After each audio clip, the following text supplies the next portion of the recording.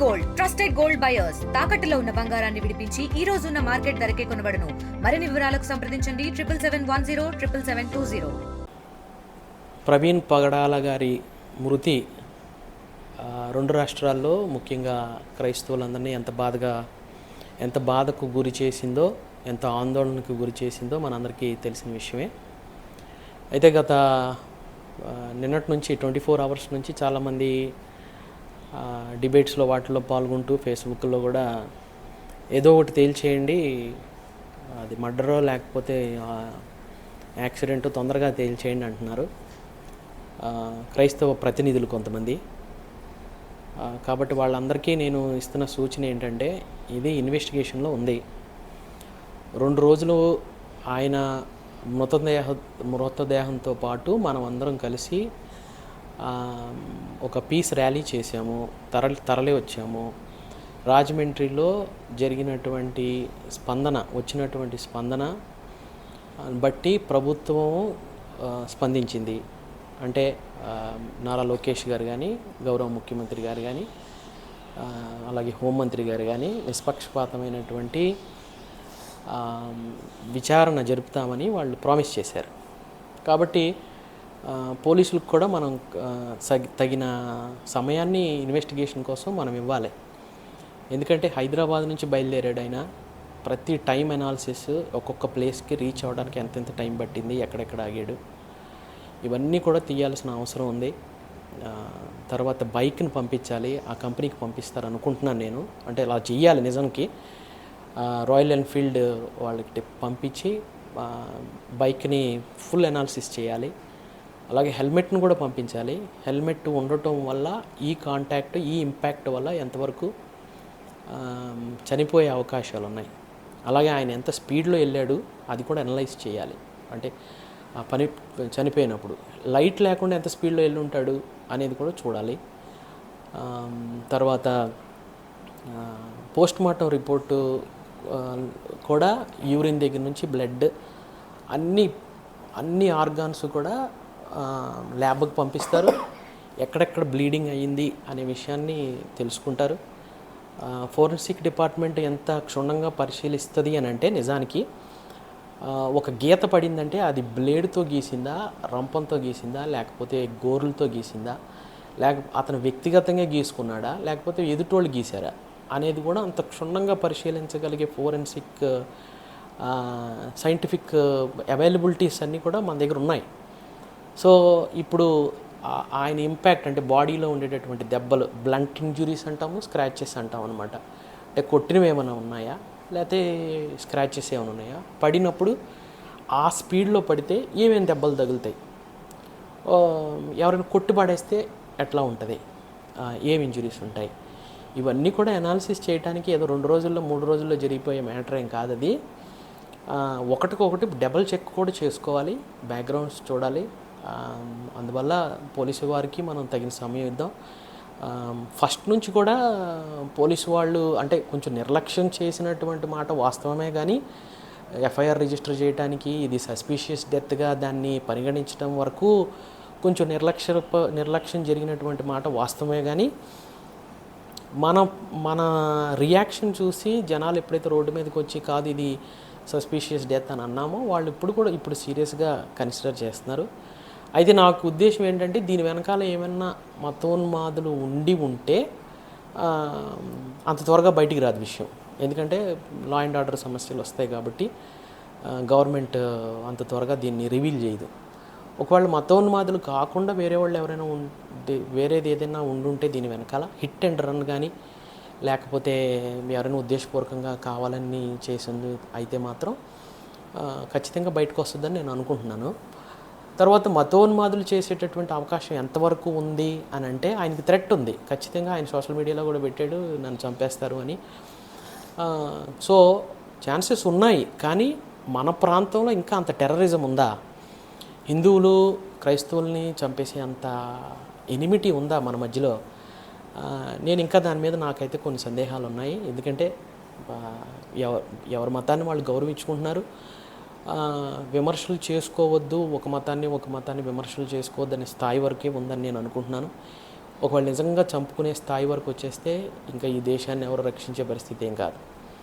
కాబట్టి మనమందరం కూడా పేషెంట్గా వెయిట్ చేద్దాము. ఎవరు కూడా తొందరగా తొందరపాటు చేసి ప్రభుత్వాన్ని తొందర పెట్టద్దు, మనుషుల్ని కూడా రెచ్చగొట్టే ప్రయత్నాలు చేయొద్దు. మీ ఎమోషన్స్ని కంట్రోల్ చేసుకోండి. అందరూ ప్రార్థన చేస్తున్నారు. This is very important case. దేశానికి అంతటికీ కూడా ఇది చాలా ఇంపార్టెంట్ కేసు. దీని వెనకాల ఉన్న నిజాలు కొంచెం ఆలస్యమైనా కూడా బయటికి రావాల్సినటువంటి అవసరం ఉంది. సో మీరు అలాగే ప్రార్థనాపూర్వకంగా ఉండండి. తర్వాత ఎటువంటి రిపోర్ట్స్ వచ్చినా కూడా అలజడులకి దిగకూడదు. ఎందుకంటే తన వైఫే ప్రవీణ్ పగడాల గారి వైఫ్ నేను అందరినీ క్షమిస్తానని ఆవిడ చెప్పింది. సో ఆవిడని బట్టైనా మనం దీన్ని ఎంతవరకు తీసుకొని వెళ్ళాలో మనం ఆలోచన చేయాలి. మీరు ఎలా చూస్తారు? ప్రవీణ్ పగడాల హత్య అనుకుంటున్నారా లేదంటే యాక్సిడెంట్? నేను పర్సనల్గా ఇది హత్య యాక్సిడెంటా అంటే నేను ప్రొఫెషనల్ పాయింట్ ఆఫ్ వ్యూలో, అంటే నేను ఒక క్యాడర్లో ఉన్న వ్యక్తిని కాబట్టి నేను నిర్ధారించకూడదు. నేను అందరిలాగా నిర్ధారించకూడదు. ఆయన నాకు పర్సనల్గా చాలా బాగా తెలుసు. ఆయన ప్రవీణ్ పగడాల గారు తెలుసు. నేను హత్య కాకూడదని నేను కోరుకుంటున్నాను పర్సనల్గా. కానీ సీన్ ఆఫ్ అఫెన్స్ చూసినప్పుడు కానీ బాడీ మీద ఇంజురీస్ కానీ ఖచ్చితంగా కొన్ని డౌట్స్ వచ్చే విధంగా మాత్రం ఉన్నాయి. ఇంకా అందులో మనం సందేహించాల్సిన విషయం అది. అవి క్లారిఫై చేయాలి. కాబట్టి నేను చెప్పకూడదు కూడా. పర్సనల్గా అయితే అది కాకూడదని కోరుకుంటున్నాను అంతే. మీరు పరిచయం ఉన్నారు, గతంలో ఎప్పుడు మాట్లాడారు ఆయన? ప్రవీణ్ పగడాల గారిని నేను మొట్టమొదటిసారిగా 4 సంవత్సరాల క్రితం నేను ఒక అపార్ట్మెంట్ తీసుకున్నాను రాజమండ్రిలో. అది కొంచెం కాంట్రవర్షియల్ అయింది ఆ అపార్ట్మెంట్. అనుకోకుండా దానికోసం నేను సార్ట్అవుట్ చేయడానికి వెళ్తే అక్కడ ఆయన ఉన్నాడు. అప్పుడు ఆయన ఇన్వాల్వ్ అయ్యి సోనీవుడ్ గారికి అన్యాయం జరిగింది, మీరు ఇట్లా చేయకూడదు అని ఆయన నా తరపున ఫస్ట్ టైం ఆయన నన్ను కలిసిన వాళ్ళని ప్రశ్నించాడు ఆయన. So that was the first time నేను ఆయన కలవటం. ఆ తర్వాత నుంచి చాలాసార్లు ఫోన్లో డిబేట్ల గురించి డిస్కస్ చేసాము. ఆయన ఒపీనియన్స్, తర్వాత ఈ అంబేద్కరిజం గురించి, వీటి గురించి చాలాసార్లు మేము డిస్కస్ చేసాం ఓవర్ ద ఫోన్. చాలా మంచి ఇన్పుట్స్ ఇస్తాడు ఆయన, మంచి సలహాలు ఇస్తాడు. చిన్న పెద్ద అనే తేడా ఉండదు. తన నాలెడ్జ్ని పంచడానికి చాలా ఇష్టపడతాడు. అంటే ఎవరైనా ప్రశ్న ఆయన అడిగితే చాలా సంతోషపడిపోతాడు. అన్న దీని మీద ఇది డౌట్ ఉంది అని అంటే చాలా సంతోషపడి it takes lot of time to explain that. దాని గురించి ఎక్స్ప్లెయిన్ చేయడానికి తీసుకుంటాడు. కొంతమంది వేరే మతాల్ని కించపరిచాడు ఆయన అని కొన్ని చోట్ల అన్నారు. కానీ ఎక్కడ అంటే నేను ఆయన వీడియోస్ చూశాను, ఆయన వ్యక్తిగతంగా కూడా నాకు తెలుసు. ఇప్పుడు ప్రసాదం విషయంలోనే ఆయన ఒక స్టేట్మెంట్ వేశాడు. ఇతర మతాల వాళ్ళని ఎవరైనా ప్రసాదం ఇస్తే వాళ్ళని హర్ట్ చేయకుండా సున్నితంగా వాళ్ళకి చెప్పండి. ప్రసాదం ఒకవేళ మీకు తీసుకోవడం ఇష్టం లేకపోతే బ్లంట్గా చెప్పొద్దు, మేము తినవండి ఇలాంటివి అని చెప్పొద్దు. సున్నితంగా వాళ్ళు హర్ట్ అవ్వకుండా చెప్పండి. లేదు తీసుకోండి, మీ చేతిలో పెట్టుకోండి, లేదా తినండి అవసరమైతే, దానివల్ల కూడా ఏం తప్పేం లేదు.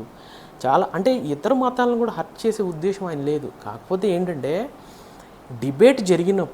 ఏదైనా డిబేట్స్ జరిగినప్పుడు మనల్ని నిందించినప్పుడు, మనం డిబేట్ చేసినప్పుడు మనల్ని డిఫెండ్ చేసుకుంటాం. అట్లాగా మరి మీ సంగతి ఏంటని కూడా అడుగుతాం మనం. అట్లాంటివి ఎక్స్చేంజ్ ఆఫ్ డిబేట్లో ఎక్స్చేంజ్ జరిగిందే కానీ వ్యక్తిగతంగా ఒక మతాన్ని కించపరచాలని, వాళ్ళ మనోభావాలని కించపరచాలనే ఉద్దేశం ఆయన మనసులో ఎక్కడ కూడా, లేకపోతే ఆయన స్పీచెస్లో ఎక్కడ కూడా నాకు అనిపించలేదు. వాళ్ళ సిస్టర్ అంటున్నారు కొవ్వూరు టోల్ గేట్ దగ్గర ఉన్నది అసలు మా అన్నయ్య కాదు బయట అన్నట్టుగా మాట్లాడుతున్నారు.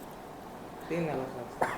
ఆ కొవ్వూరు టోల్ గేట్ దగ్గర వాళ్ళ సిస్టర్ అది మా అన్నయ్య కాదు అని ఆవిడ చెప్తుంది. అది మరి సీసీటీవీ ఫుటేజ్ పోలీసులను బట్టి అంటే సేమ్ వ్యక్తి అంతకుముందు టోల్ గేట్ దగ్గర ఉన్నాడా, ఆ టోల్ గేట్ దగ్గర నుంచి ఈ టోల్ గేట్కి ఎంత టైం పట్టింది, అదే ఆకారం హైదరాబాద్ నుంచి సేమ్ ఆకారమే ఉందా, లేదా మధ్యలో ఏమన్నా ఆ ఆకారానికి ఈ ఆకారానికి తేడా ఉందా, ఇవన్నీ ఫుటేజెస్ తీసి పోలీసులు ఎనలైజ్ చేయాల్సిన విషయాలు కదా.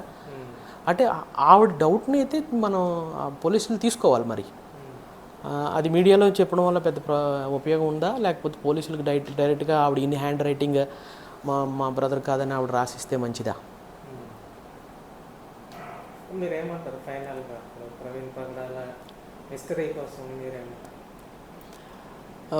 ఏదైనా ప్రవీణ్ కొంచెం లేట్ అయినా, అదే నేను చెప్తున్నాను, నేను ఏమంటున్నానంటే కొంచెం లేట్ అయినా కూడా ఒకవేళ నిజంగా యాక్సిడెంట్ అయితే యాక్సిడెంట్ క్లియర్గా ఎలా జరిగింది, ఎంత స్పీడ్లో వచ్చాడు, దేన్ని గుద్దుకున్నాడు, పడ్డాడు, ఏ ఆబ్జెక్ట్ తగిలింది, ఎక్కడ తగిలింది, ఏం బ్లీడ్ అయింది, ఎంతసేపట్లో చచ్చిపోయి ఉండొచ్చు, reason for death clear in detail క్లారిటీగా కన్విన్సింగ్గా అంటాం. మళ్ళీ మనం ప్రజలందరినీ కన్విన్స్ చేసే విధంగా ఇవ్వాలి. అది పోస్ట్ మార్టం రిపోర్టు ఆధారంగా కానీ వాళ్ళు పోలీసు వాళ్ళు ఏం చేస్తారంటే ఆ సీన్ అంతా మళ్ళీ ఎలా జరిగిందో ఒకసారి రీక్రియేట్ చేసుకునే అవకాశాలు ఉంటాయి. సో అవన్నీ చేసుకొని క్లియర్గా ఇవ్వాలి. ఒకవేళ నిజంగా యాక్సిడెంట్ అయితే మాత్రం ఈ హాఫ్గా జనాలను అనుమానంగా ఉంచేసి వదిలేసేటటువంటి విధంగా ఉండకూడదు. రెండోది, ఆల్రెడీ క్రిస్టియన్ కమ్యూనిటీ అయితే ఫిక్స్ అయిపోయింది, మీరు ఏ రిపోర్ట్ ఇచ్చినా ఇది అనుమానాస్పద మృతి అని ఫిక్స్ అయిపోయింది అది. సో కన్విన్స్ చేయడం అంత ఈజీ ఏం కాదు, బట్ పోలీసులు ప్రయత్నం చేయాలి, అది అటెంప్ట్ చేయాలి. అంటే ఇప్పుడు హిందూ అంటే మతాలకు సంబంధించి కొన్ని కామెంట్స్ చేస్తున్నారు, నెక్స్ట్ ఇంకా నువ్వే ఉన్నావు, నెక్స్ట్ నువ్వే ఉన్నావు, అంటే దీన్ని ఎలా చూడాలి? అంటే హిందువులు చాలామంది ఇప్పుడు నెంబర్లు ఇచ్చారు, నెంబర్ 1 ఏమో ప్రవీణ్ పగడాల, నెంబర్ 2 ఏమో పలానా వాడు, నెంబర్ 3 పలానా పాస్టర్ అని హిందువులు ఒకళ్ళనొకళ్ళని వేసుకుంటూ వెళ్తారనేది కూడా కొంత బయట జరుగుతుంది, సోషల్ మీడియాలో కూడా జరుగుతుంది. కానీ ఇంకా దేశం అంత భయంకరమైన పరిస్థితిలోకి రాలేదని నా అభిప్రాయం. ఒకళ్ళు వచ్చితే మాత్రం ఇంక మనం ఏం చేయలేము. అది అయితే క్రైస్తవులు అయితే తిరగబడేవాళ్ళు కాదు, మళ్ళీ తిరిగి కంటికి కన్ను పంటికి పండి చేసేటటువంటి పరిస్థితి అయితే కాదు.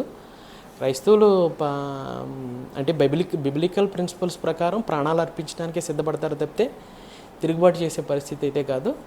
అండ్ ఒకవేళ తర్వాత కూడా ఇంకా చంపాలనేది వాళ్ళ యొక్క ఉద్దేశాలు అయితే we are all ready for that. అంటే ప్రాణాలు అర్పించడానికి, దేవుడి కోసం ప్రాణాలు అర్పించడానికి నాతో సహా అందరూ రెడీగానే ఉన్నాం. అంటే ఎలా చూడాలి ఇప్పుడు ఇది ఈ యొక్క ప్రవీణ్ వృత్తి రాజకీయ టర్మ్ తీసుకుంది, దీన్ని ఎలా చూస్తారు? అంటే ప్రవీణ్ పగడాల గారి యొక్క మృతి రాజకీయంగా చూడకూడదు అనేది నా యొక్క ఉద్దేశం.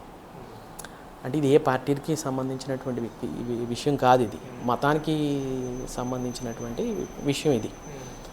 కాబట్టి రాజకీయాల ఇన్వాల్వ్మెంట్ ఎక్కువ లేదని అనుకుంటున్నాను నేను. ఒకవేళ అంటే ఇప్పుడు మణిపూర్ లాగా కానీ, లేకపోతే ఇప్పుడు మన యూపీలో జరిగినట్టుగా కానీ, బీహార్లో జరిగినట్టుగా కానీ, ఒకవేళ అట్లాంటి ఈ strong Hindu religious groups involvement ఉంటే అది ఇంక నెక్స్ట్ లెవెల్కి వెళ్ళిపోయినట్టే. అది మన చేతిలో ఏం లేదు. ఇంకా అది ఎట్లా అంటే కరోనా పాకినట్టు పాకిపోతుంది. ఇంకా అందరినీ దేశం ఇంకా పీస్ లేకుండా పోతుంది అనమాట. మరిన్ని వీడియోస్ కోసం ఛానల్ ని సబ్స్క్రైబ్ చేయండి. లేటెస్ట్ అప్డేట్స్ కోసం వాట్సాప్ ఛానల్ ని ఫాలో అవ్వండి. ఆ లింక్ డిస్క్రిప్షన్ లో ఉంది.